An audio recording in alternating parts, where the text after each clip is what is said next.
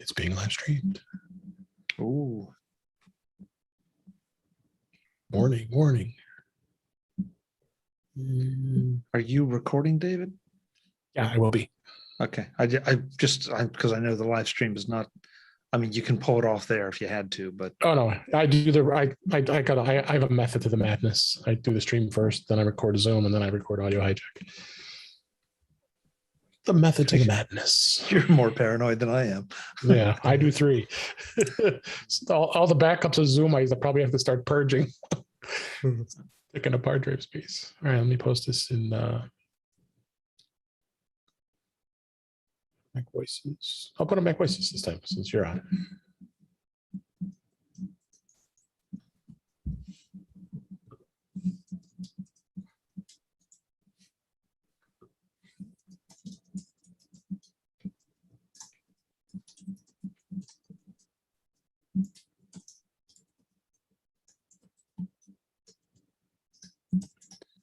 Hello, people, if anybody's here. Probably not. There we go.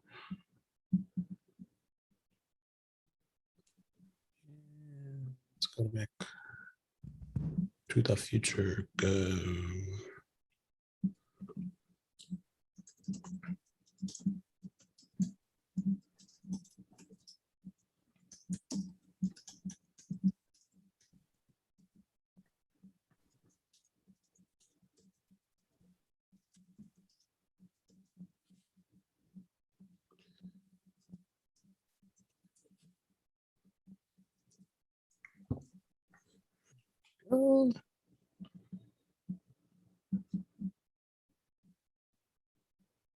Live there.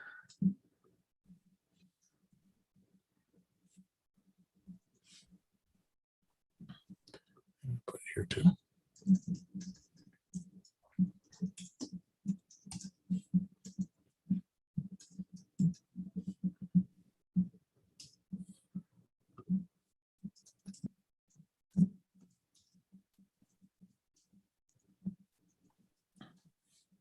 Almost there.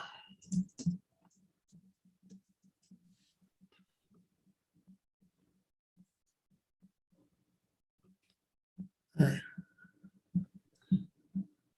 Tweet. Whoops. She just got a tweet notification, probably. Yeah. From me. Okay. So now everybody in socials, hello, buddy. Let's start recording in Zoom. As it is. All right, guys, you guys ready to go? You guys saw the notes. We know what to do. Episode 159er. Get my intro notes. All right, start audio hijack. Okay, you guys ready? Ready. Yep. Let's do it. Let's do it. In 5, 4, 3, 2. Welcome to episode 159 of In Touch with iOS, a podcast that talks about iPhone, iPad, Apple Watch, Apple TV, and related technologies. I am your host, Dave Ginsburg, and my co-host, Warren Sklar, is back, and I'm back from vacation. How you doing, Warren? Yeah, it kind of felt weird last week, I guess, but Yeah. probably not as weird as you felt, of course, because you do about 20 of them, but no, I didn't do any. Well, at least 25. At least 25. But it's nice to talk about what we missed. A couple things happened. Absolutely. And then I'm always glad to have back on the show Mr. Chuck Joyner. How you doing, Chuck? I'm great, David. Thanks for having me, as always. Yes, we always love having you. And I think we have a fair amount of stuff to talk about this week. Lots of stuff always going on with Apple and iPhone and all the other fun stuff. So, I'm glad to be back for taking vacation. It was a nice break from everything, work included. So let's go ahead and just jump right into the news for this week. We've got, well, of course, the MagSafe battery pack came out this week, and this actually came out. Yeah, it came out. It actually released this week. Mac Rumors had some tidbits about the battery. Apple's new MagSafe battery pack for the iPhone 12s. It started arriving to customers this past week around the world. and they're getting their hands on it, and they're seeing its design and its functionality. It's priced at $99. I'm like, oh, that's a little steep, I think. My opinion, but it does attach magnetically to the back of any of the iPhone 12 models, providing additional hours of battery life. It's designed with hard plastic. Apple says the Apple battery pack is able to wirelessly charge the iPhone at about 5 watts on the go and about 15 watts when it's connected to the 20 watt or higher charger. Not something I'm probably going to be too interested in. The iPhone 12 Pro Max, I think all of us have that model. I mean, I get some amazing battery life with that iPhone. Chuck, what did you think when this came out about this? I think it's a nice addition. I know I read a couple articles saying that it's not the most attractive product Apple ever released. Yeah. And I'm kind of like you. I feel like for the folks that really need that extra battery, one of two things is going to happen. They're either going to get a dedicated battery case, or they're going to find something that can plug in via the Lightning port so that you have the most efficient charging possible. But for somebody that just, casually wants to charge top their phone off, maybe while it's in their pocket or in their purse, this is fine. Again, like you said, the price may be just a little steep, but it's from Apple. It is an Apple design. It connects MagSafe via MagSafe. What I don't know, because I'm not a MagSafe guy, is if there are other portable MagSafe chargers out there. So I really don't have a good feel for the comparison. But, overall, it's one more product that can keep your iPhone going. Absolutely. What do you think, Warren? A couple of points on what you made. First of all, the $99 price is probably around the same as the battery case was for the last model. That's true. And it's, but, I think you're saying, well, you're not really getting the case at this point. So the Apple's kind of skimping you on that. They give you the magnet, but you lose the actual case. And then as far as the appearance, it's only comes in white, which is, maybe a thing. But I saw Nomad is just selling. I just saw today that they have it looks like a cover you could put over it, a leather cover that kind of covers it. Really? So it's like a case for the battery case, but it will match it looks nice if you see the pictures. You put it on there. The leather, it matches the leather of the phone case that they want you to get, and it kind of matches nice. And then, the iFixit, I think, did a thing on it today where they took it open, and I didn't even read it. I'm like, what they find inside the battery pack? Batteries. That's what they found. Two of them. They found two, so there's 2 batteries in there. And the ring. But what Chuck was saying as far as the MagSafe, things like this have been around. In fact, I have something from Amazon from a couple of years ago when wireless charging first started with the phone, and it basically looks exactly like this. It's a little bit smaller. It's black. I should have brought it, but it basically has this. I don't know if you ever had like a desk mount that has this like sticky stuff that you pull up and you can put back down, and it's like pretty much you just have to wash it here and there, but it will stick to any surface. Have you know what I'm talking about? It's it's not a permanent thing, but it's enough where you can put it down and pull it back up. Dave, it's the kind of stuff they put on. You get a pad for your dashboard to put your phone on. It sticks, and then you take it off, and you can pull it off and pull it back on. Yeah.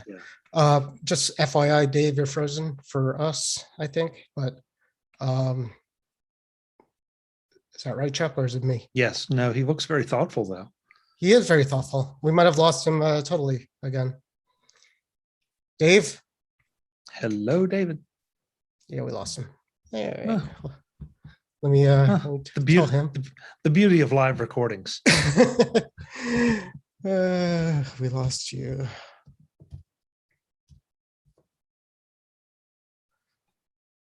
Oh, Chuck, you're the host. I'm the host now. Hey. All right. So how you doing? I'm doing not a very inauspicious start. My guess is if he lost Zoom, he probably lost internet completely at this point because it dropped him off Zoom as well. So let me try him outside of Zoom. See if he. Gotta assume he knows. lost you. Well, he's definitely not hearing us anymore since he's not on Zoom. So He's not even on Zoom anymore. Yeah. I wonder if he lost his internet totally. I think so. Where's your beach house, Warren? Or wait, Almo- hold it. We're still on YouTube, so you may not want to say. No, Mike, it's fine. Yeah. Okay. Hey, for everybody listening out there, I'm at 2483 Main Street in Belmar, New Jersey, is where I am, which is Okay. probably smack in between New York and the end of New Jersey, like Cape May, I guess, middle of it, of Jersey, Okay. about an hour from Atlantic City. So Okay. yeah, so it's nice. Yeah. My son's graduating. Well, he graduated, so we're having a graduation party for him and a couple of the neighborhood kids. Oh, that's Should be great. good. That should be That's good. great. Yeah, Yeah. that's Yeah. great. And then we, yeah. Are you? You said you're in Western PA, right? That's where you are. Central PA. Central PA. Central PA. So my guess would be maybe 4.5 hours, 5 hours from where you are, Probably, yeah. the beach house, depending on exactly how I would travel down. You must be past Harrisburg, maybe an I'm hour or right two. at I'm right at Harrisburg. You're right. Okay, we've been there, Yeah. so it's we took Yeah. a drive. It's not that bad. It's like maybe 3.5 Right. hours. Okay. Not that- Yeah. Yeah, because we could drive right on the I get right on the PA Turnpike halfway through here. And Okay. So I just got a message from Dave, said Zoom crashed working it. oh, okay, So all right. Well, we'll give them a little bit more time and see Yeah. how that goes. that's unusual too, because Zoom usually is pretty darn stable. It's running on Mac OS 12. Fine for me. So yeah. And I didn't have any trouble with the show the other night. So, but Something you never know. a beta You never thing. know. Yeah. Oh, here we go.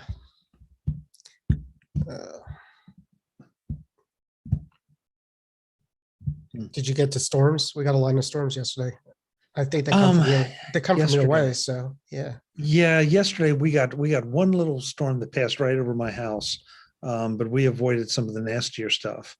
But there earlier in the week, there were some real issues. Yeah, going you on. guys get them a little bit before we do, and then kind of dies out by the shore. But yeah, we got 50-mile-an-hour winds not too far from where we were. The week before we had the bad storm that you guys had. Our area got flooded. Luckily, we were okay in Yardley, PA, but it was weird because there was just like some areas that were getting like 4 to 6 inches of water. Feet. It was a lot. So they were getting a lot of water in places where you never really get it.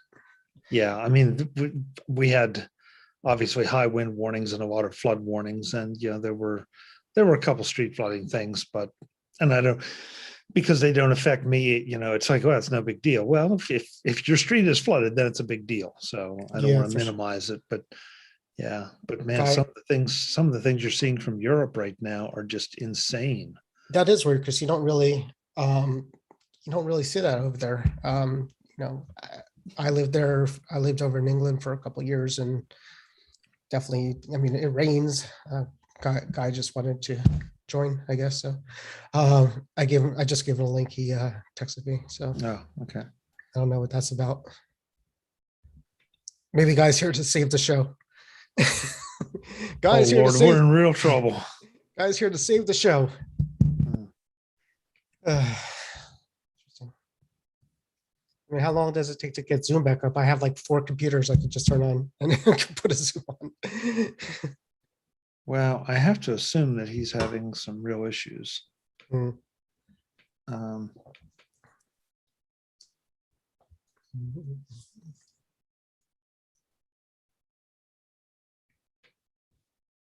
Oh, you're the host. You have to let him in, right? Or no? You got him. Okay, you are not. We don't hear you, Guy.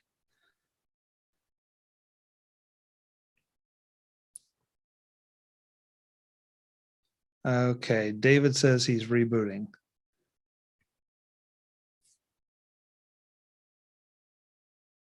Guy, now we see your mic, a muted mic symbol, Yeah, we we still don't hear you, Guy. So but we still don't hear you. Okay, make it- there we go. there you There go. you are. How are you? I'm doing fine. Finally got some stuff working here. You're It's doing still better. a big mess. You're doing better than the host.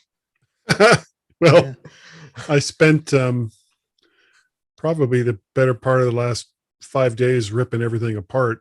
Basically, what you see behind me is my old desk that has now gone from an L shape to a flat shape. And so I got the new desk and monitors. I still don't have the lights connected yet. Power is kind of an iffy thing.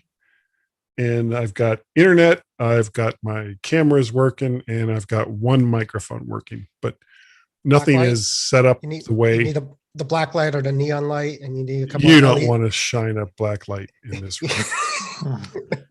You- You really don't. we'll go with the neon light. How about nice LED strips around everywhere, and Well, racing- I'm thinking like a racing disco stripes. ball, you know. Yeah, I think so too.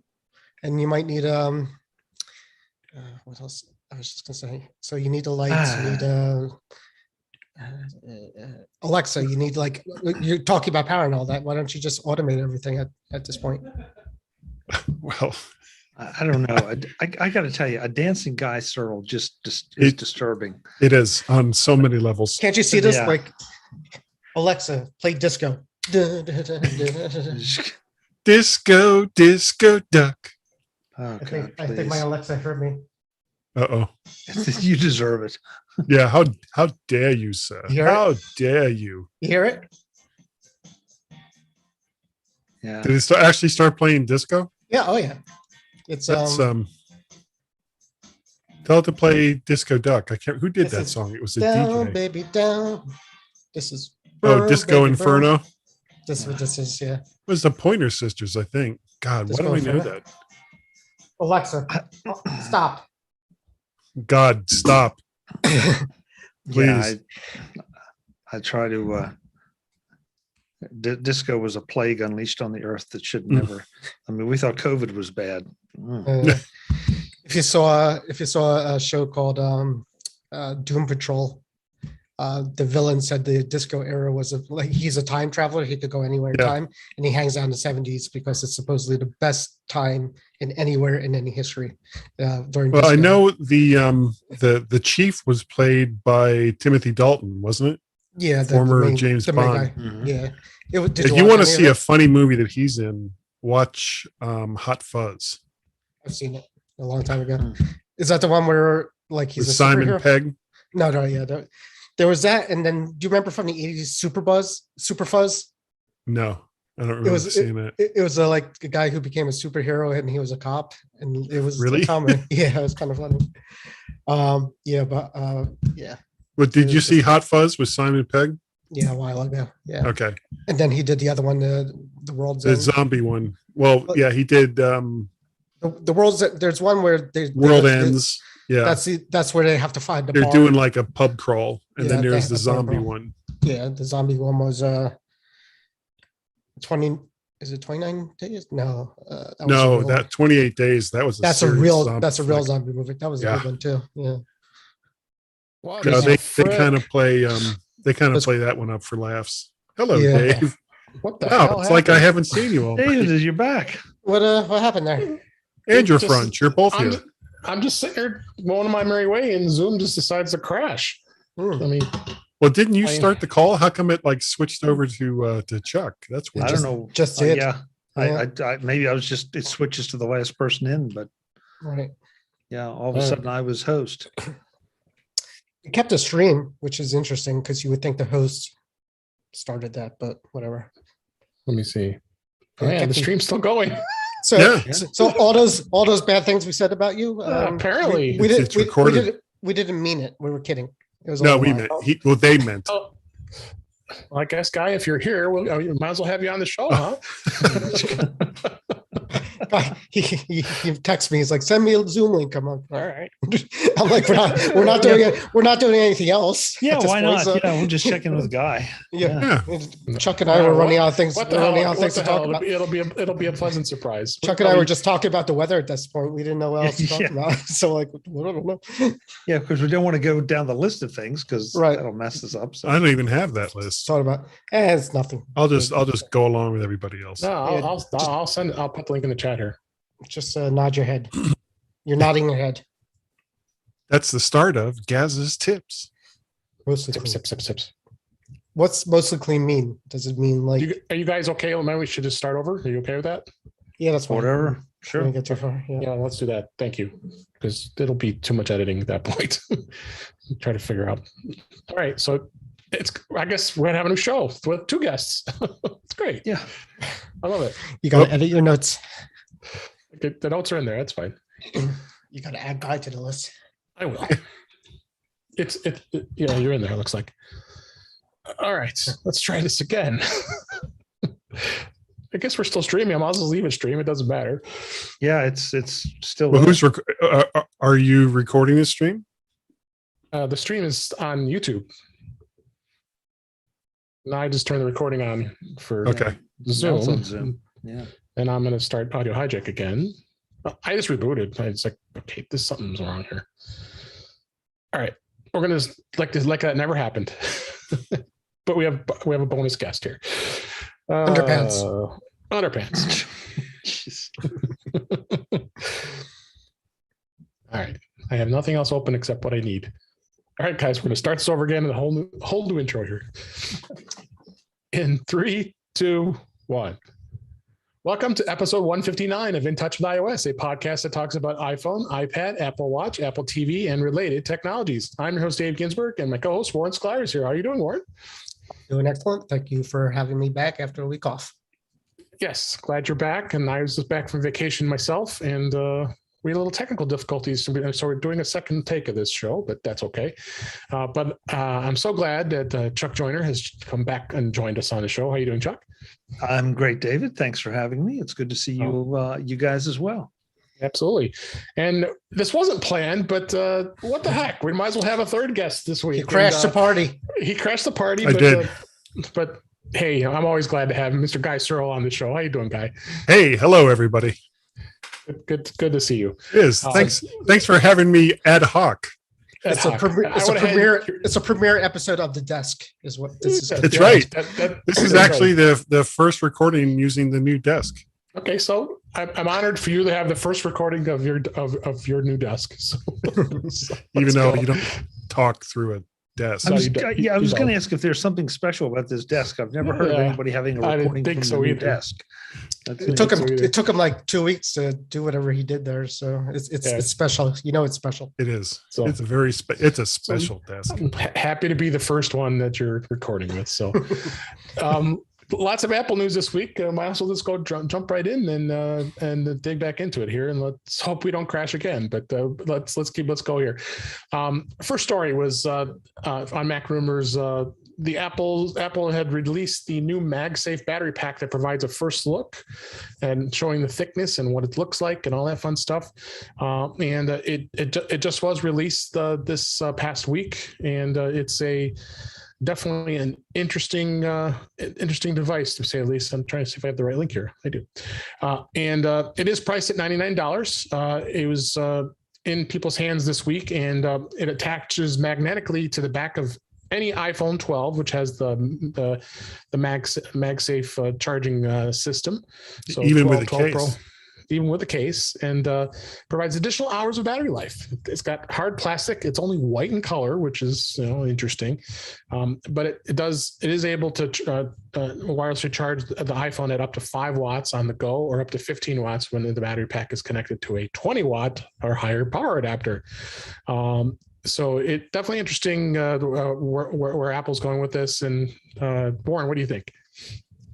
Yeah, it is white and not very attractive, and the $99 is mostly for the battery. If you remember, the case that came with the battery pack for the last few models were about the same price, so you're skimping a little bit on the plastic. but it's the same price on that. But as far as the white goes, there are companies such as Nomad is selling a cover for the battery, where you could put a leather cover on it to match the case, which looks pretty nice. And then, basically, I don't think it's for me. Like you said, you didn't say it this time, but you said it last before on the crash. Yeah, like, I don't think it is. I think because the iPhone 12 Pro Max, like you, Right. Chuck, Chuck have. Yeah, is- so it doesn't seem like anything we need desperately in Nah. our lives, but they've been around. These kind of things have been around since wireless charging. I still have one. I didn't bring it, but it looks exactly like it. It's a little bit smaller. It's black, and it charges actually by USB-C as well. And even though I bought it a few years ago, and it's basically that reusable sticky surface that if you wash it, after you wash it, it will stick back again. So it actually sticks to the phone and the cases really well. To be honest with you, I just like only $20-$30, and I bought two of them. And I'll put a link if I find it again. But basically, it's it's a battery pack that sticks to the back using stickiness instead of magnets. And, MagSafe. yeah, so it was before magnet safe. I think it started with the iPhone 10 is what it was. So yeah, but if I was looking for, I did get the battery pack for the 11. I remember. So I did too. I didn't get it for 12. I thought maybe I would need something more for the with the betas, because that usually eats batteries. But since we've been locked down, it hasn't been an issue so much. And speaking of beta, this doesn't work currently with iOS 15 beta. As mentioned, some people are saying, so there must be some code that's waiting to be put into iOS 15. How could What, for a battery? For how could doesn't it work? work? But how could a MagSafe? I mean, good question. Good question. Did they just turn Article here. off wireless charging? Sorry, we just on iOS 15 we decided to take out the code that allows wireless charging. We'll put it back later. I mean, it's wireless charging. It's whatever. I Yeah, don't know. there That must doesn't be make sense. something Yeah. Well, strange. I saw one yesterday, as a matter of fact, actually in the wild. A friend of mine from work who knows I do a lot of Apple stuff. He came over and he was like, I know you probably already have this, but check this out. And I looked at it, I was like, I don't even know what the hell that is. And he was like, it's the new battery pack. And it was like, So I took out my my iPhone SE2 and it started to charge it, but it didn't stick to it like it did with because you don't have the his MagSafe. You don't have phone. MagSafe. Yeah. But What do you think, Chuck? it charged it. So for in your case, just get some duct tape. Yeah. I'm assuming this is not something you would get, Chuck, right? No, I mean, listen, I think it's fine. I think, there's some definite advantages here that if you're carrying your phone in your purse or your pocket, this would seem from the photos I've seen that it would be a pretty easy thing to, just have magnetically attach and top your battery off. For me, if I'm going to charge my phone, I usually just go through the lightning port, because that way you're getting the fastest, best charge you can possibly get. So the MagSafe thing is great. And at some point, I think it'll be perfected. But for me right now, it's just not an option. So, again, a nice case, depending on nice battery, excuse me, for whatever your use case is, if it fits your use case, but just doesn't fit mine.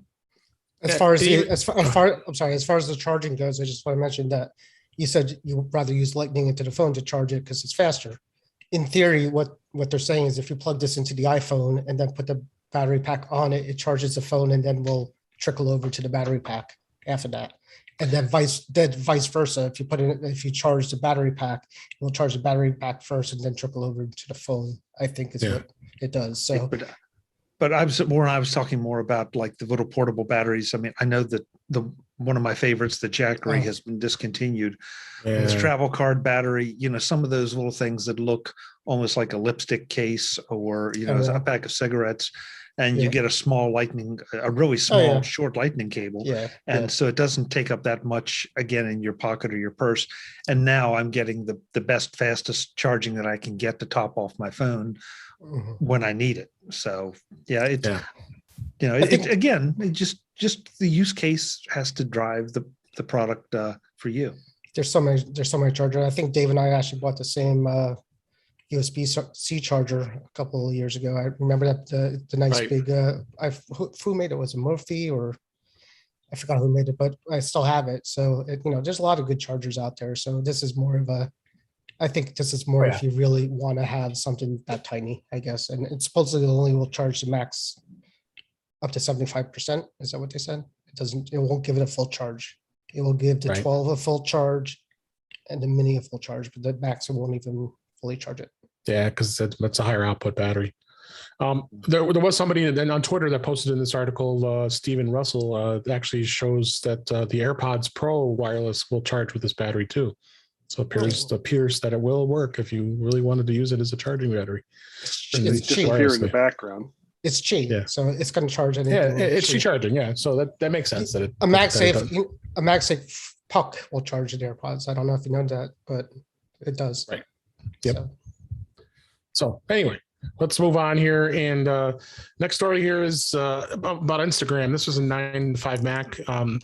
Instagram for iOS has introduced a sensitivity content control.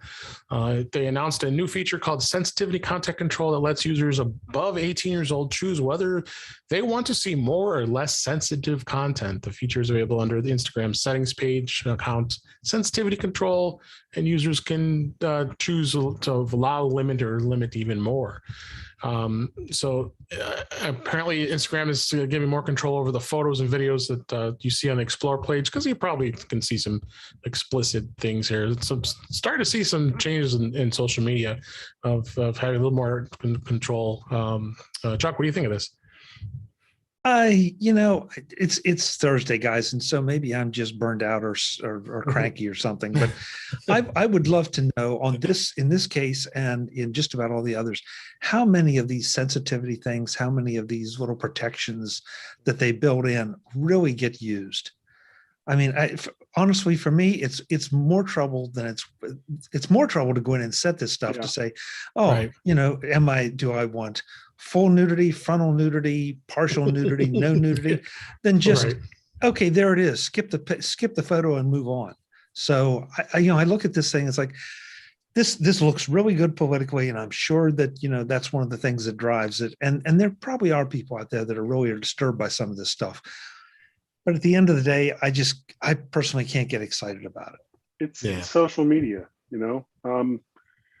The thing is, every time I see, and I've seen similar things like this for Facebook. I've seen similar things like this for Twitter. And each and every time, the first thing that comes to my mind is who's determining what's sensitive, what sensitive content is. And, is there any kind of agenda behind what they're saying is sensitive or not? And, honestly, if half the things that come out on social media bother you, you probably shouldn't be on social media. That's my feeling about it. Right there with you, Guy. Yeah. The world's a tough place. Yeah. My son does the Instagram, or at least he did. Maybe it's not cool anymore, so I don't know. And he just turned 18. So I don't know if that's a good thing or bad thing. I doubt he'll even know it's there. I could ask him if he even notices it, to be honest with you. But I don't. I think the answer to Guy's question, I'm assuming it's some kind of AI that looks for maybe language. I'm sure it could, do voice recognition for bad words, for sure. Maybe they could do, some kind of photo recognition for, body parts. So I'm sure that's involved. But yeah, I don't have much else to say about that. Okay. A couple of stories I want to talk about. Automatic, the owner of Tumblr and WordPress.com, buys Pocket Casts, and Pocket Cast has a new owner, Automatic, who runs WordPress.com and recently purchased Tumblr. That would be quite a difference. Yeah, that would be quite a difference there.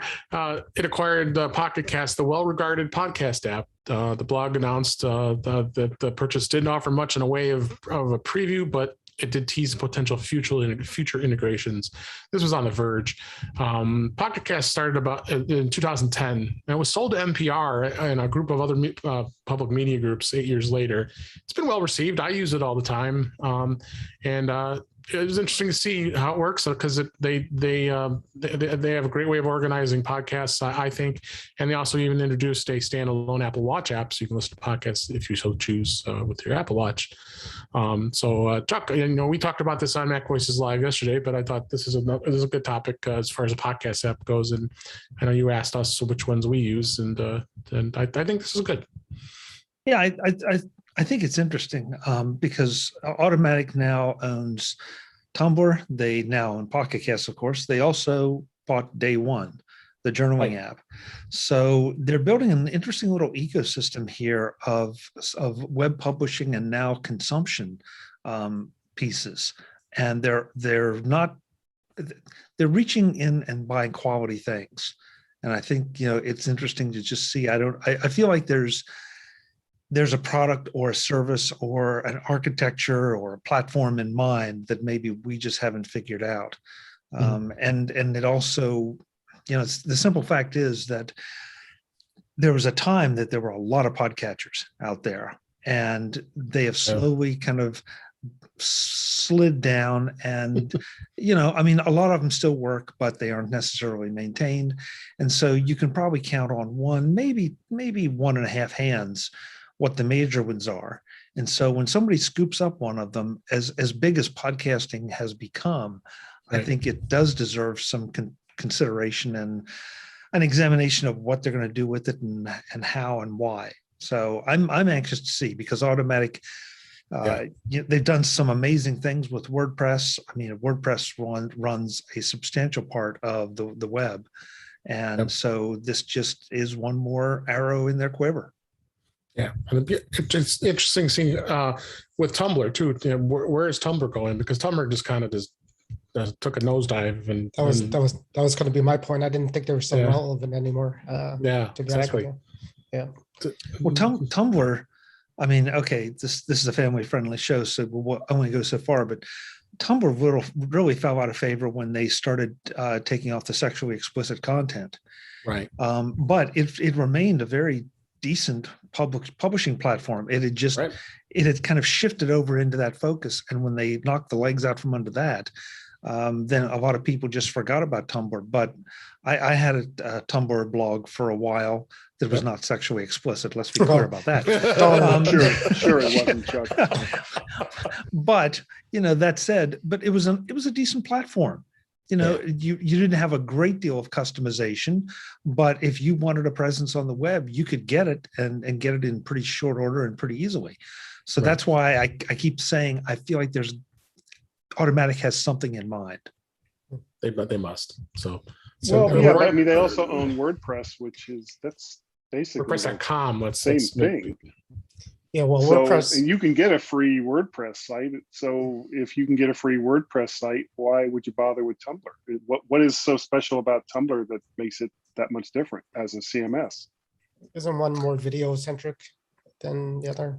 I think you could argue that, Warren, but my impression, and I admit it's been a while since I played with Tumblr, but Tumblr really didn't give you that many options. I mean, WordPress, even if you take the free version, still gives you an awful lot of options and a lot of back end that makes it powerful, but it also makes it a back end. Tumblr just gave you a very, very limited back end, limited number of customizations, and that was its appeal, I think, for a lot of people. Yeah. Now, Warren, do you use a podcatcher at all? I mean, like I said, Podcast is my choice. I use the Apple one. Apple Podcast, unless it's the last beta has not been kind to the podcast app, so I've been switching over to Overcast here and there because I have it. I think I paid for it once.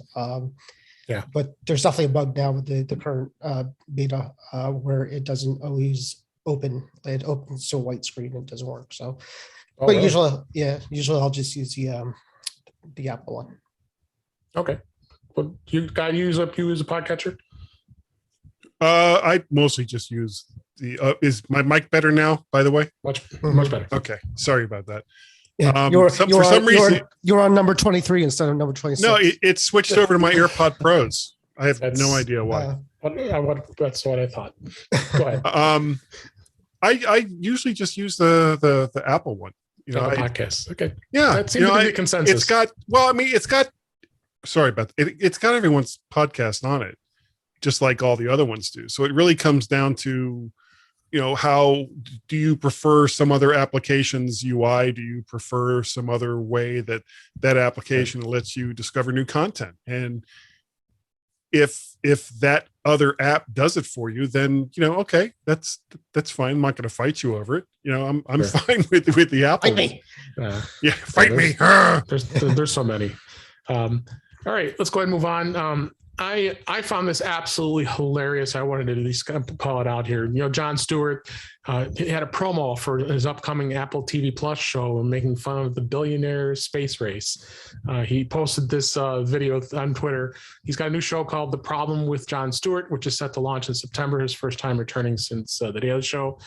This 3-minute video was shared on Twitter, and it features a comedy skit of tech company billionaires and space aficionados, Jeff Bezos, Elon Musk, and Richard Branson. So you have to check it out. It's absolutely hilarious. And Bezos is being played by Jason Alexander, and a mop takes the role of Richard Branson, and Tracy Morgan's also in the show. So you got to check it out. And the reason I bring this up is it's really exciting to see that Apple is really jumping in and getting some amazing shows. Of course, we know Ted Lasso is going to be premiering as we record this tomorrow. Can't wait to see the first episode, the season 2 premiere.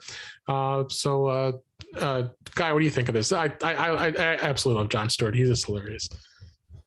I'm actually not a huge Jon Stewart fan, but the fact that that someone has taken a humorous look at, you know, all these very, very wealthy people going up into space, that's fine with me. You know, having not Elon Musk, it was Richard Branson. Yeah, it was, well, and frankly, with all the stuff he was doing with Virgin, it's not like he was, you know, I can't even think of the word I'm looking for. You know, he's been doing like Explorer stuff for a really, really long time. But Bezos, on the other hand, his whole thing is like, well, should I sell books or should I sell something else? You know, I mean, that's been his whole effort in exploration. And the thing that I found funny is because I actually watched that live, and there were so many people in the particular YouTube channel that I was watching that was like, you know, don't come back. I was seeing that a lot. So yeah, out there. yeah. You know, go find Musk's Tesla, you know, and just kind of hang out with the astronaut in that for a while. So, you know, I am actually very, very excited, and I'm happy that these people are putting so much time and effort into space. You know, putting aside all the you know, the billionaires space club for a minute. I actually crunched some numbers, and when you look at how much it costs to put up a single space shuttle mission, which was like $1.5 billion, as compared to a Falcon 9 launch, which is around, I think, 65 million, and only holds like 5,000 kilograms less than what the space shuttle could put up. So it was like a factor of 400% less, no, more than that, for low Earth orbit, and like 25% of the cost of going to the ISS. So, you know, bring it. I'm ecstatic that there's been a lot more effort being put into space. Are we talking about Jon Stewart or no? space? I want to spin this back just to Jon Stewart. Okay, but I do appreciate your space commentary for He sure. crunched the numbers and everything. That's right. That's what you get for having me on the show. Jon Stewart. Okay. I did not see the promo, but it sounds funny. I'm going to watch it. Yeah, you should check it out. I kind of like him. Just fun fact: he went to a high school right next to the town over from us. So I think a couple of my friends actually met him a few times because he's around here. And the other thing with that is he's starting to tape next week. They started asking if people wanted to come. Oh, really? Yeah. So they'll be. Where are they filming it? New York. city. So, Yeah. Of course. but basically, it comes in September. Is Woodstock, that when it comes? Illinois. September. Yeah, Woodstock. So I mean, I found that interesting because he usually does. His daily show was it was topical, live. and live and topical, basically of the day. If you're recording 2 months in Yeah. advance, it's going to be hard to make fun of the news of the day, 2 months Right. from now. So I don't know how that's going to work. We'll see how it is. And any thoughts, Chuck, before we move on? I find it deeply disturbing that I agree with a lot of what Guy said. A lot of people say that. Did you crunch the numbers too? Yeah, no, I didn't crunch the numbers, but I guess to keep it on topic, I'm not a Jon Stewart fan as well. Okay. I think he's done some really clever, interesting things. There's no question about his popularity. So this has got to be good for Apple TV, and therefore for Apple. It seems like there are very few things I think that are sacred with Jon Stewart. So the fact that he would pick on this makes perfect sense. Absolutely. I don't necessarily agree with it, and that's starting to go down a space commentary that we won't go. Yeah, don't do that. Don't do that. I found this interesting. This was an iPhone hacks. AirTag helps man recover wallet on the New York subway a day after losing it. Apple's new launched AirTag had become an instant hit, and users have recounting stories on how the AirTag has helped them find their stuff. And this gentleman, William Liu, tells a story about how the AirTag helped him track his wallet on a New York City subway system, which I still wonder how it fit in his wallet. A day after it went missing, he lost his wallet while returning from a concert in the early hours. It was highly unlucky he was going to find it in a public transit system, but he was able to be in luck, and the AirTags found his lost wallet. How is this a headline? The headline is AirTag does what it's supposed to do. Yeah, is what I'm exactly. Well, did the guy who stole a wallet, did he still have it? I don't think it was stolen. I think it was just I know, stolen. I'm kidding. Yeah. It was lost, and he found it. Yeah. So no, I really, There's all different really kinds of lost. what stands out to this is, the AirTag is doing what it was supposed to do, and he got extremely lucky. It's just like all the feel good stories we hear about Apple Watch. Well, this is this first one I've seen for the AirTag that it worked out. So Chuck, what do you think of this? That's an interesting point, David. I hadn't really thought about that way, that this is the first time that we've seen something like that. But I also agree with Warren. It did what it's supposed to do, so it shouldn't be a surprise. Maybe the fact that the wallet was still somewhere with the AirTag in it, that it could be found, might be the biggest surprise of the whole story. New York. In New York. Yeah, What a town. Gotta love it. Yeah, it was tucked under that electric rail right down there. No, that's not a good idea. But yeah, I think we're going to see more of these. Probably they'll be a little more offbeat as it goes along. But it's good publicity for Apple. Yeah. Guys, do you have AirTags? Sorry, me? Do you have any AirTags? No, I don't have any. Okay, so then you can't experience like the rest of us have. You have some, right, Chuck? You can't talk about these things, Guy, because you'll have no idea what it does. I have opinions on everything. We know, Guy. We know. Yes, we know. The thing with the AirTags, real quick, is it has to be findable, and that's Subway is. You think a Subway, there's a good possibility of not being maybe not near a phone, or at least near a phone with service, because that could be, it's got to communicate somehow. I think in the stations they have the Wi-Fi, so that's probably how. Yeah, which probably helped. Yeah. Yep. So like right. if your wallet fell to the bottom of the lake, then you're not finding your AirTags. Let's put it that way. No, that'd probably be unless a scuba diver has Wi-Fi. That's you never know. You never know. All right.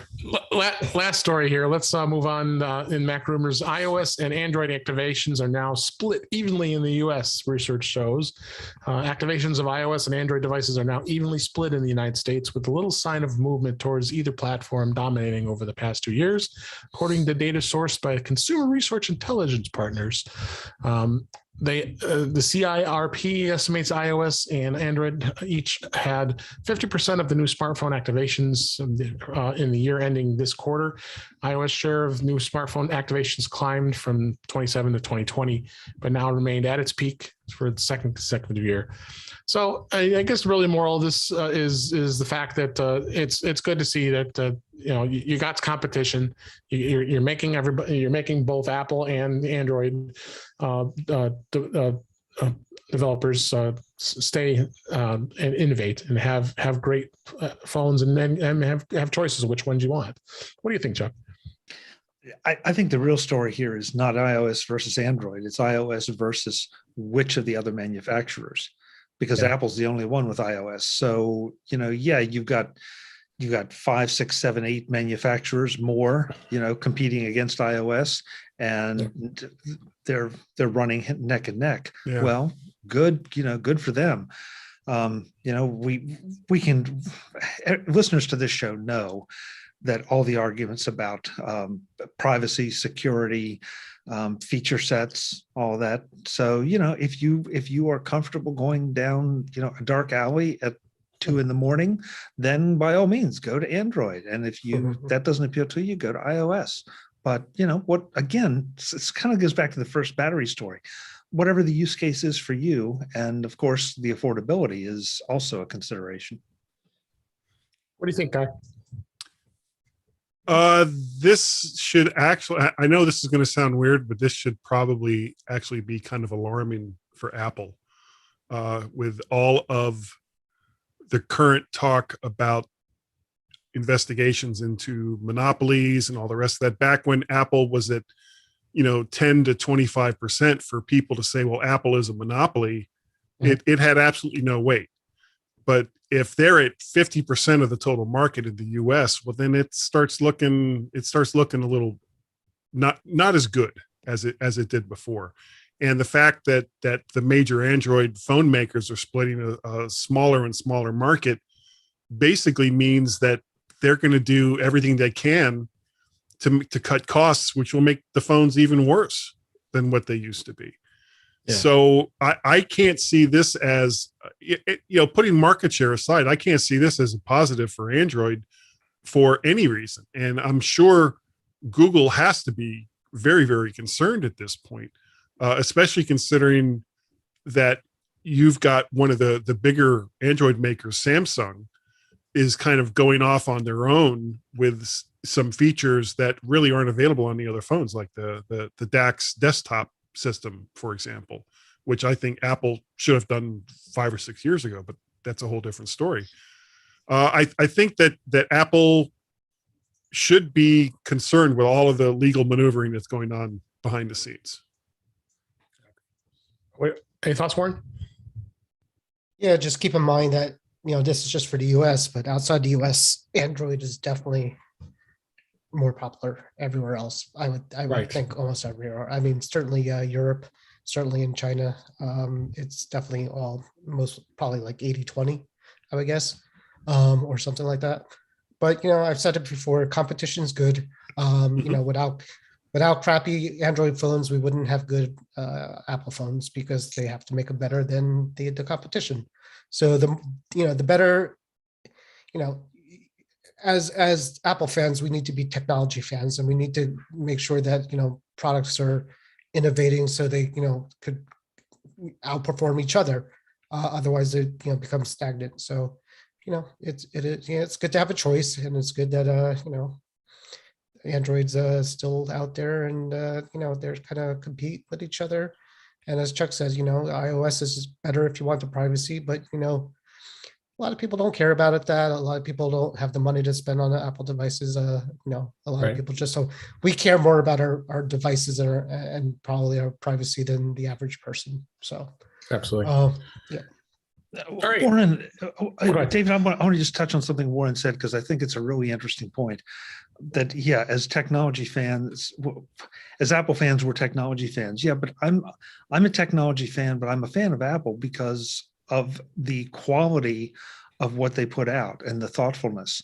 And it seemed for some reason we're going to go back and beat on the battery story earlier. That's an okay device. It's not an, oh my God, I can't wait to get my hands on a device, but for the right people, it's fine. There are plenty of products out there that Apple makes. Now I better take that back. There are some products that Apple makes a competitive product, and I would not choose the Apple product. I would go with somebody else's because of price, feature set, whatever for my use case.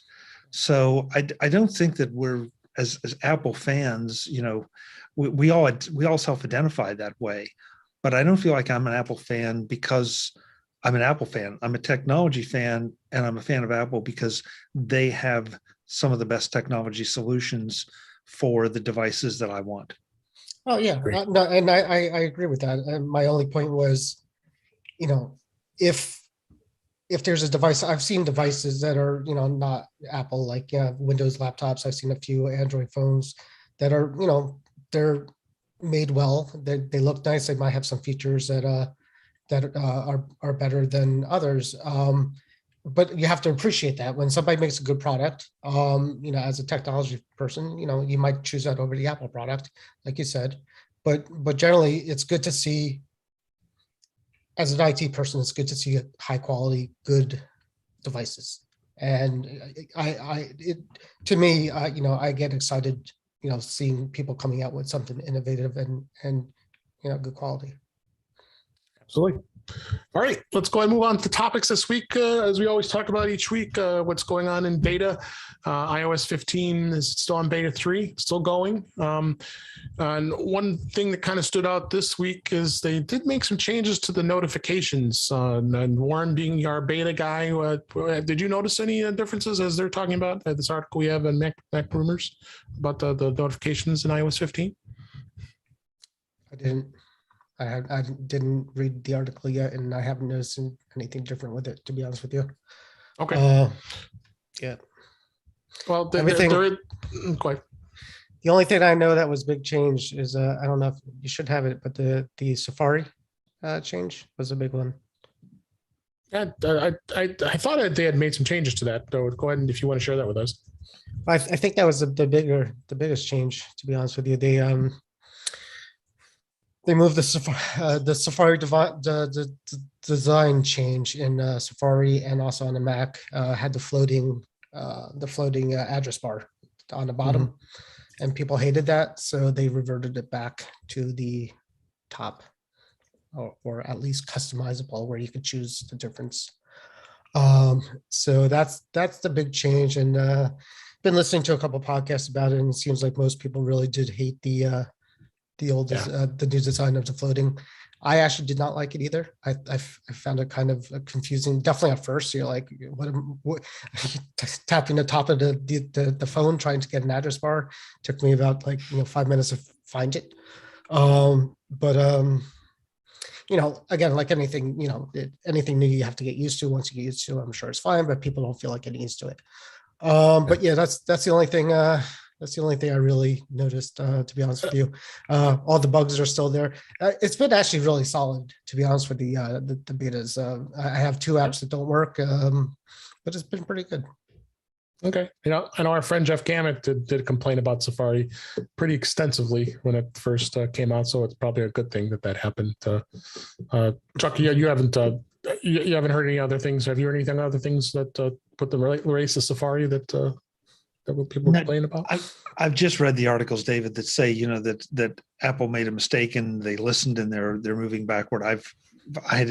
I wanted to run the beta and just never got around to it, or excuse me, the technology preview. Pardon me, because I'm not a beta person. Right. So I when it comes out, that's when I'll take a look at it and see. Sure. And, adjust or not. There are plenty of other browser options out there if Apple does something that you just absolutely can't stand. Right. So people lose their mind over nothing, to be honest with you, but they do. But that's the way it goes. So guy, any thoughts on this before we move on? Yeah, I've got the Mac OS beta on my MacBook Pro, not on my production machine. Right. And when I looked at Safari, it just seemed to be more of the same. I mean, it's got some tweaks to it, and it displays it a little bit differently, but it's still the same thing that it was before. If it had happened last year, we would have been used to it by now, basically. True. All right. Other thing that's in beta, which they've never done until this now, is you can be extremely brave and install Apple's beta firmware on an AirPods Pro. Even I'm not doing that. So that should tell you something. That's why I threw this out here. Is I wanted to see if you were gonna go down that road, Warren. I've already committed to the watch, and I'm not gonna potentially brick two devices at this point. I did the HomePod once or twice, and that was fine, but that's a little concerning too. But beta is a little dicey putting on things that don't have a screen or buttons to revert back. Yes. So especially with the steps, and I've got a link in the show notes from Mac Rumors and what you have to go through, and you have to be a developer. You can't. This isn't public beta. To have to go through, and you have to involve Xcode, then it's pretty extreme. It's pretty bad. Go ahead. Well, Mike, what kind of beta firmware would there be in AirPods Pro? I mean, what is it going to do? Is it going to probably related to spatial audio or something? Yeah, it is spatial audio. I guess, but do I really need anything that bad? No. Brain implants. I think it reads the brain waves from what I'm reading here. Oh, okay. Well, that's exciting. So a blank verse for me. Yeah. So it can send my brain patterns right back to Apple. Good. Yeah, basically it's reading. It's pretty much it's scanners right now. Basically, is what they're doing, is scanning our brain. So yeah. So for once, I'm just happy that my AirPods finally work on Bluetooth. Yeah. With my M1, I'm not that concerned about beta. So for once, I got Warren to admit that it's something he won't install in beta. So I like my AirPods. I don't, I would be sad if they didn't work. So I'm gonna do that. So for the version that everybody is using now, iOS 14.7 was released. Public finally is at the final version, and they released it after the public beta, which was going on for quite a while. It was like, gosh, there was like three or four versions before they finally released it. So biggest thing that stands out for 14.7, and I highly recommend that everybody who's listening, you should be updating this. And this for alone should be the reason. They had the big Wi-Fi SSID bug that would disable the Wi-Fi module on your iPhone. Ooh boy. That's crazy. That bug forever. Forever, right? The bug can be triggered even if your iPhone came near a Wi-Fi network with a specific set of characters. So it wasn't forever. All you had to do is reset network settings and it fixed it. But whatever. Yeah, it was still a pain. But the other thing really was that they had to release it because of the MagSafe battery we talked about earlier. That provides support for using that accessory, and then it added HomePod timers in the HomePod home app. Chuck, have you seen anything that really stand out for you for 14.7? I'm assuming you've already updated it. I have not. Oh, you're not. Oh, wow. So everybody go to Chuck's house and create an ID, Wi-Fi ID of whatever. That's right. Now I'm still, unless there's an absolute imminent bug that I think I'm in danger of, I still am one of those that wants to wait just a couple days.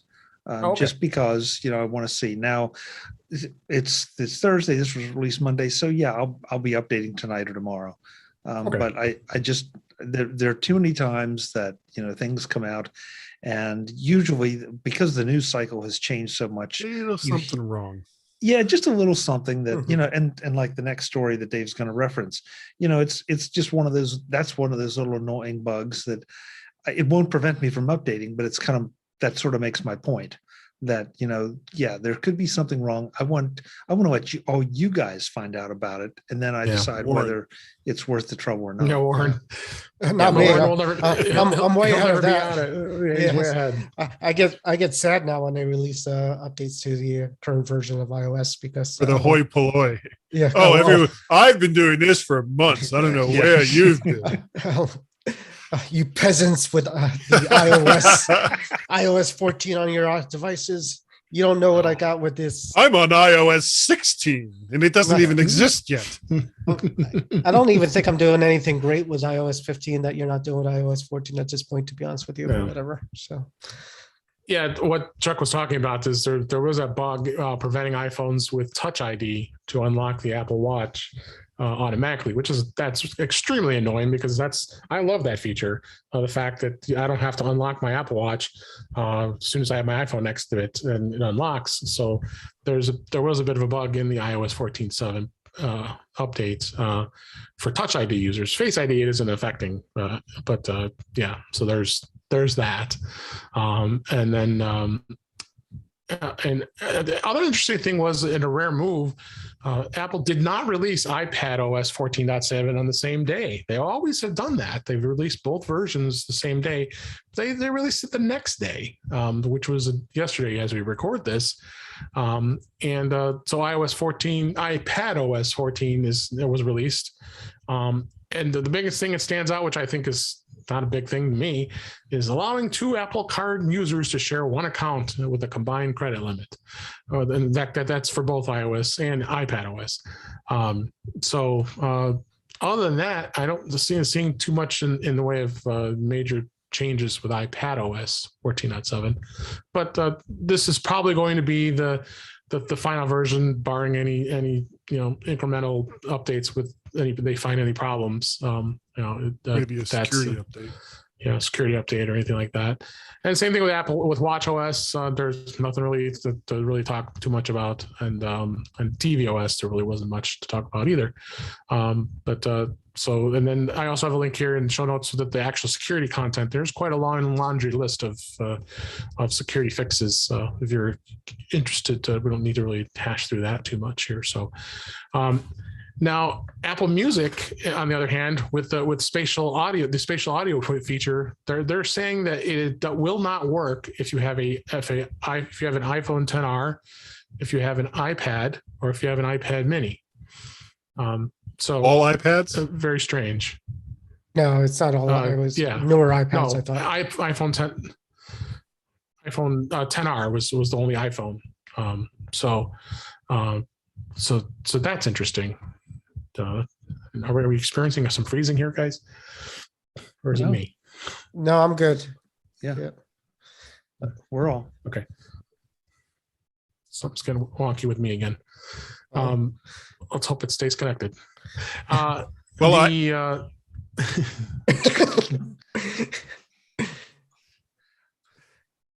Sorry. Let's plow through. Come on, just in case. yeah.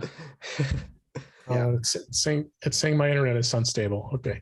Oh, yeah. All right. Well, let's go ahead and move on. Yeah, it is definitely going to be interesting to see where that goes. The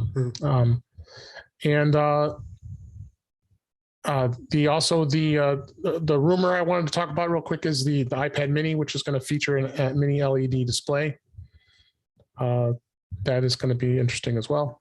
Every year they say that's going to happen. Every year I say I'm going to buy it, and I've wanted. I've been wanting something like that for about 3 years, and every year they said it's going to happen, and it never does. So I would love to see it. To be honest with you, I'm with you, Warren. I love my iPad Mini. I mean, I love my iPad Pro, but I also love my Mini, and so I haven't done an upgrade in that. And in fact, I don't think I have the most recent version because it just wasn't enough of an upgrade. But I would love to see them turn that into a little powerhouse machine. Yeah, I'm sure it'll have a powerhouse price, but okay, spec it out and let's do this right. Oh, yeah. And I think it could become a new favorite iPad. Yeah, I had the 1 through 5, and I sold the 5 not that long ago. But love the minis, and I've seen they're Android, but I've seen iPad Mini size Android tablets with a nice LCD all around the screen, and it's hot. It's something I would definitely want to see on iOS. Have an all screen like LED or OLED or something. Yeah, that'd be great. I definitely think the Mini is there's a future with the Mini. I would buy it. So if it came out, I would definitely get it. So don't you pretty much buy them all anyway? Yeah. I can't. I had 2 iPads at a couple of times, and eventually that's usually when I sell things to buy something else, I'll sell one iPad off because you really don't need two iPads. So that's usually the first to go. So if they come out with a new mini, I'll probably sell the Pro maybe to get the mini. I don't know. We'll see.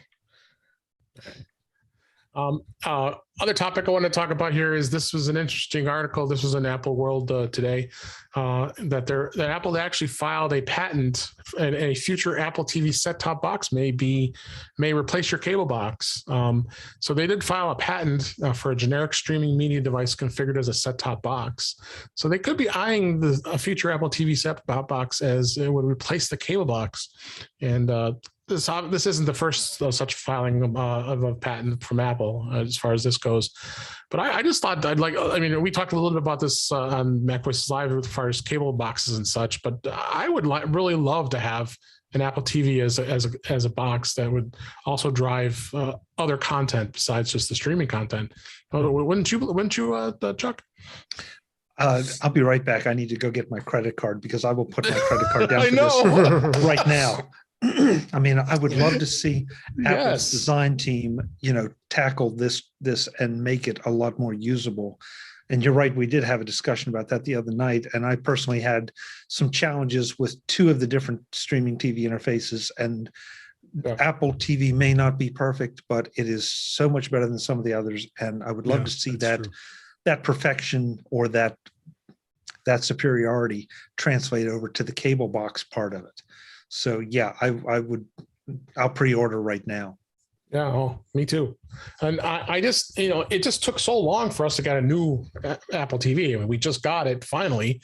They just released the new ones just not too long ago, and so I just don't want to get. I think we're going to get disappointed if we really put our hopes on this actually comes out. Is what I'm thinking. Warren, guy, you thinking of anything that we want as far as having this as a set-top box? I thought I predicted something like this a couple months ago when we talked on one of our shows too. I think when we didn't know what the new Apple TV was going to be like, I kind of mentioned that it might be something like that. But Apple, not just Apple, but the streaming services need to definitely be easier to navigate, and they need to have something where it's a universal system that can connect to anything out there. And if you have cable, then you can use the Apple TV and basically have one master guide where you could see everything you could get. The little side note is that they announced today or yesterday that FiOS is going to get the app on the Apple TV. So that's a start. So I think I'm going to try it because I've been wanting to use the Apple TV as the main device for a long time. I just can't because the wife watches cable all the time. So I'm wondering if this could be an alternative. If I could get the FiOS to work on there, and if I could get the other apps to work, I could bring back my HomePod speakers back upstairs and have a party. Cable Absolutely. TV is dying. Yep. Yeah, and unfortunately, Guy, that would be my concern with this ever happening. I mean, as much as I would don't love think to it'll see it ever happen, they will fight this tooth and nail because they all are yeah. staking out their territory and Right. trying to have you believe. And I think I personally believe the technology people see through it.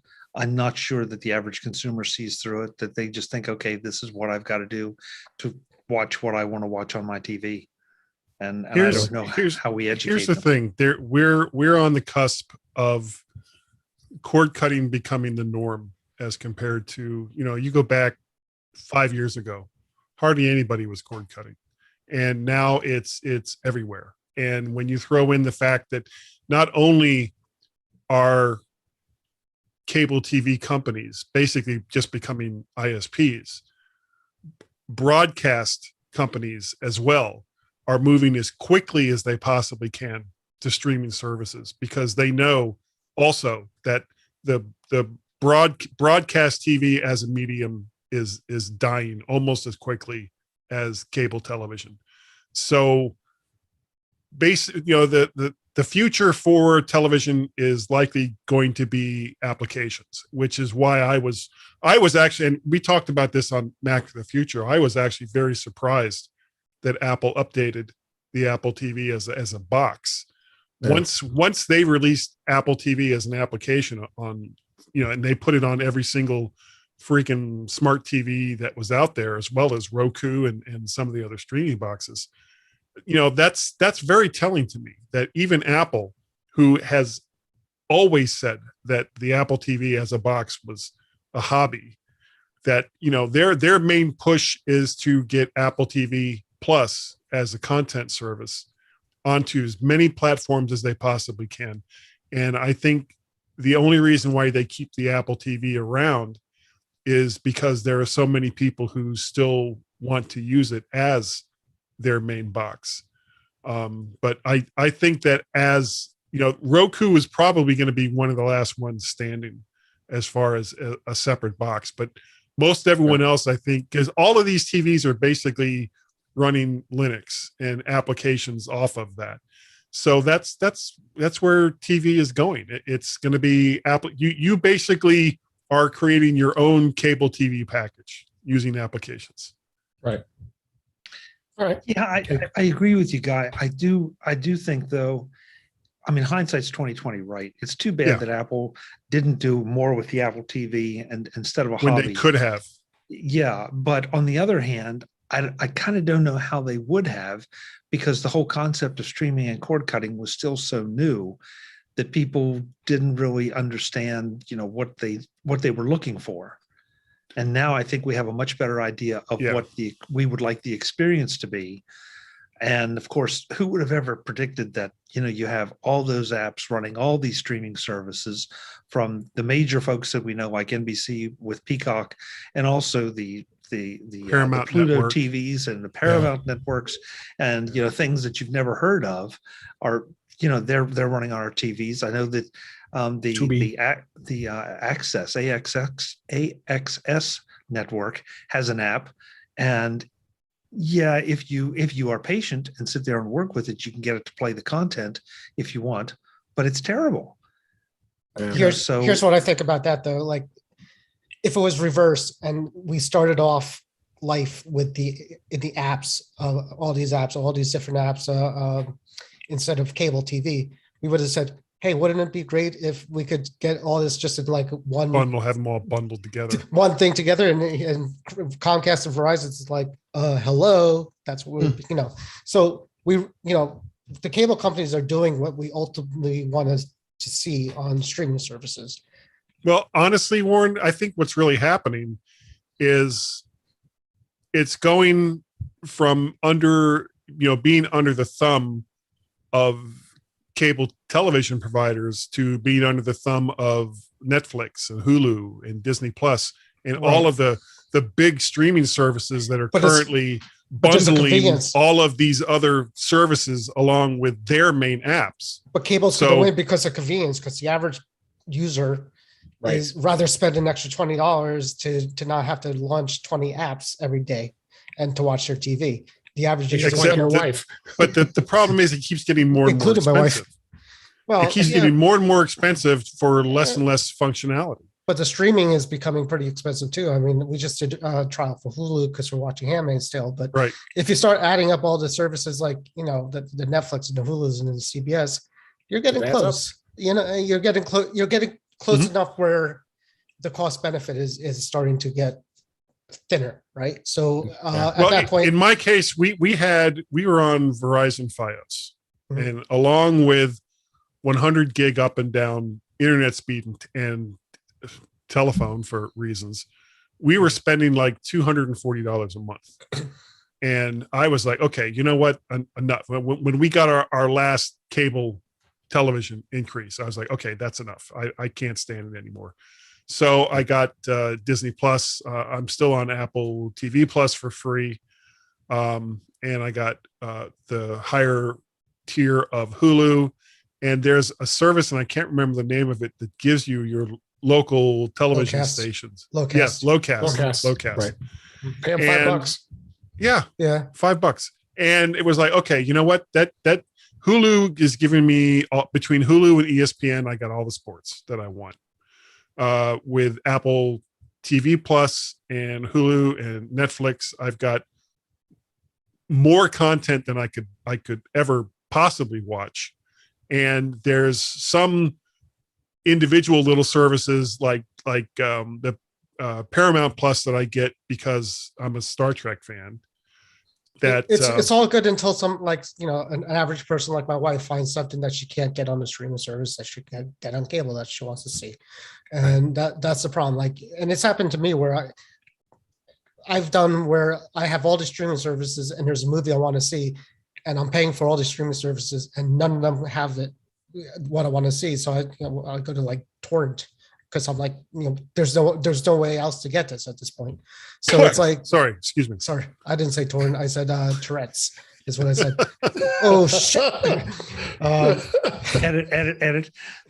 No, I mean, I'll say it. I don't care. But it's good if you want to sit there and like kind of like Netflix flicks and chill and just kind of watch what's all. If you want to watch what they're giving you, it's great. If you want to watch what you want to tell it to that you want to see, there could be issues, is what I'm saying. Right.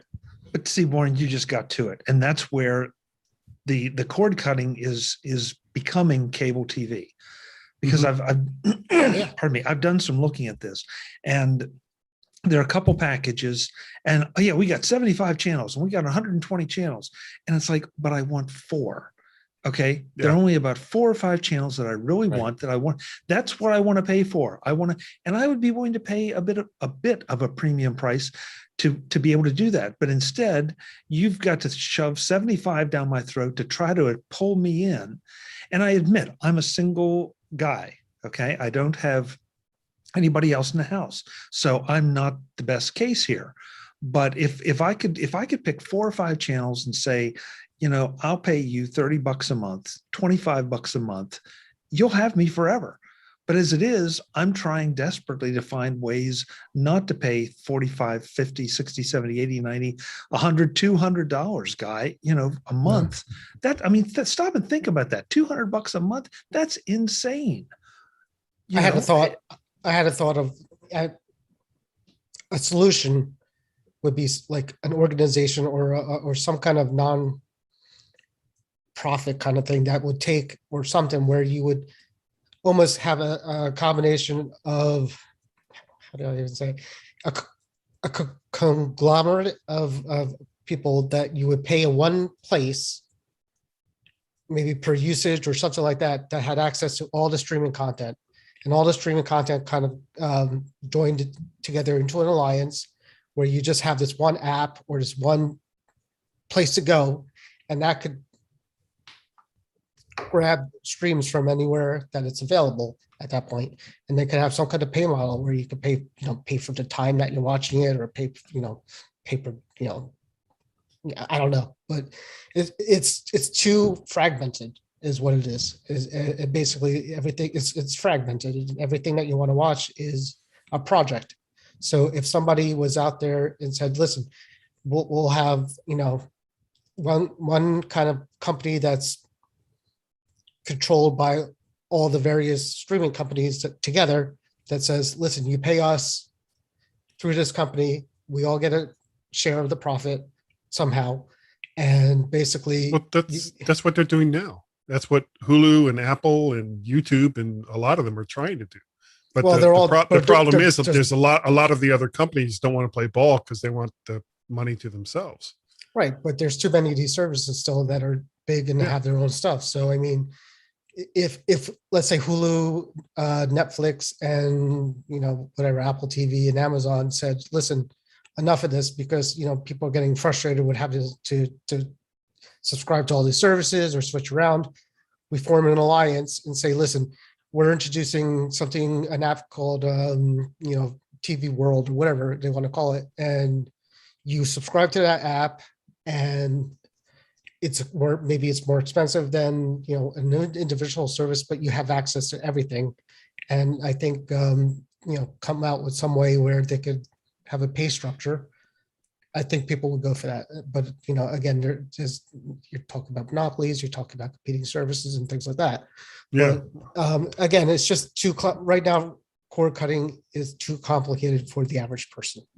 Okay. Well, I just put a link in the show notes for a site called suppose.tv, which lets you select almost every single channel that's out there, and you can compare like all of the major services that are there to see if it has all of the channels that you like to watch. Okay.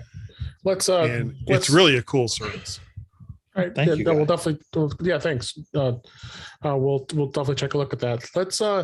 Before we wrap things up here, I had two quick tips I wanted to put in here real quick. First one is and one of them is the ability to be able to sign iMessages to people and your colleagues when you can't take their call has always been I always like that feature, but I don't know if anybody knew you actually can go in and customize the messages of your iPhone and avoid the usual, sorry, I can't talk right now. If you head to settings and you go to phone and then you select respond with text, you actually can go into those 3 responses and change them to what you want all the time. So like if you don't like, I'm on my way, you could put something else in and customize it. Again, where I was talking about is if you go into settings, go into phone, and then scroll down until you find where it says respond with text under calls, you can change those responses when you can't answer the call. So I thought that was a cool tip. And then the other one, I use this all the time. This is, I always, every night I have a headphone band, wireless headphone band. It's on my head when to fall asleep to either news or music or podcasts. And you can go in and actually go into the clock and the timer, and you can choose how long your timer you want to do. Usually I do it for like 30 minutes. Is about how long it takes me to fall asleep. And then you press when timer ends. So then when you go into there and then you say stop playing, so start the timer. So after the 30 minutes, it stops playing the sound. It's one of my favorite features in the tip for anybody who likes to listen to music. I don't know if did you guys know any of those tips at all? No, but I'm going to do auto respond with new phone. Who's this? On my response. There you go. Who is this? Leave me alone. Leave me alone. All right. Before we wrap up, I wanted to mention MacStock 2021. There hasn't really been a lot of advertising about it, but I think I want to be one of the first to advertise and tell everybody Virtual MacStock 2021 is going to be here. It's going to be on September 25th on a Saturday. Mike Potter's also putting together a VIP package where you actually could be in person with, of course, with the COVID restrictions and protections will be in place as well. But if you go to MacStock2021.com and go in and take a look, you can register for either the free virtuals with MacStock, and you can be online and take a look at the show. And there's a couple other packages too, including the VIP. But it's limited to 60 people. It's in Chicago. So you'll be hearing more and more about this as Mike sends out more information, but I want to make sure everybody was aware of that. So hopefully you guys can be part of it, whether it be virtually or in person as well. Any thoughts on that before we close out the show? Yeah, hopefully it'll be you, me, and Mike out there. Yeah, let's hope. Yeah. So, and no matter how you participate, whether you get to do it virtually or in person, it's a great event. It really is. I mean, it's a great community. It's a great event. It's too bad it got derailed a little bit here by COVID because it was really steadily building. So we want to make sure that we support everything Mike's doing so he can continue to do it, and we will get hopefully back to normal next year, which we keep saying. Even last year's virtual event was so much fun. Yeah, I'm going to say that wild lobby they had was amazing. I wasn't able to go for years. This is going to be my second year going. It's great. So check that out. We'll have the link in the show notes how to get to that site, and we appreciate it. And I know Mike appreciates it as well.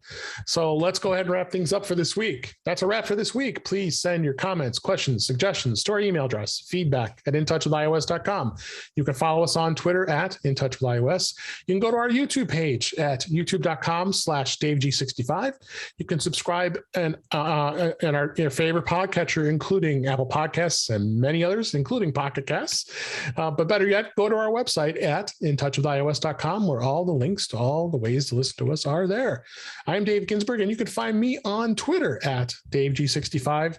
And Chuck Joyner, thank you so much for being here. Always a pleasure having you on the show. Where can people find you? Hey, it's a lot of fun as always, David. I appreciate it. You can find me at macvoices.com. That's where you can see everything I do and everybody I'm talking to. We do Mac Voices live on YouTube, on Mac Voices TV on YouTube every Tuesday night at 5 p.m. Pacific, 8 p.m. Eastern. We'd love to have you join us in the chat room there. And Absolutely. on the socials, I'm at Chuck Joyner. Thanks again, David. Good to have you. Have me. Whatever. Yeah. And you. Whatever. And our surprise guest for this week, unplanned but very pleasantly planned, because he had his new he had his new desk to set up, and he wanted to test it. So what the heck? We had him on the show, Mr. Guy Stroll. Where can everybody find you? Underpants. You can find me, Guy, at mymac.com is the email address, MacParrot and VertShark on Twitter. VertShark.com is the website. VertShark over at YouTube. Like, share, subscribe. It's all you got to do. And we have a Skype telephone number 1 or +1 outside the United States, 703-436-9501 to leave a comment. Great. Oh, mymac.com podcast. Oh, there's the other stuff that I do. Important. mymac.com podcast I do with Gazmaz. The Mac to the Future live cast on Wednesday nights, so that I haven't talked to you guys about it. I may have to change that night pretty soon. And of course, Guy's Daily Drive. You had to bring it up now. I know where I record myself while I drive to work. It's very dangerous, and I don't know why I do it, and I shouldn't, but I do anyway. Thank you. All right. Thanks for being here, Guy. We always love having you on the show. And Warren, thanks for being here as always as the co-host. We really appreciate it. Anything exciting going on at Mac to the Future? Everybody's talking about battery packs. No, we're not really. Normal discussions, but come join us. It's a Facebook group. Even if you hate what I say is, even if you hate Facebook, just come to that page and hang out if you want. Come join us. Back to the Future is a webpage. And other than that, no, thanks for having me. Thanks, Chuck, for coming. It's always fun. Yes, and we appreciate you being here, and thanks for listening. Really appreciate it. Hope you enjoyed the show. We went a little long, but we had a lot of fun here, and I hope you enjoyed what you heard. And we'll talk again soon. Yep.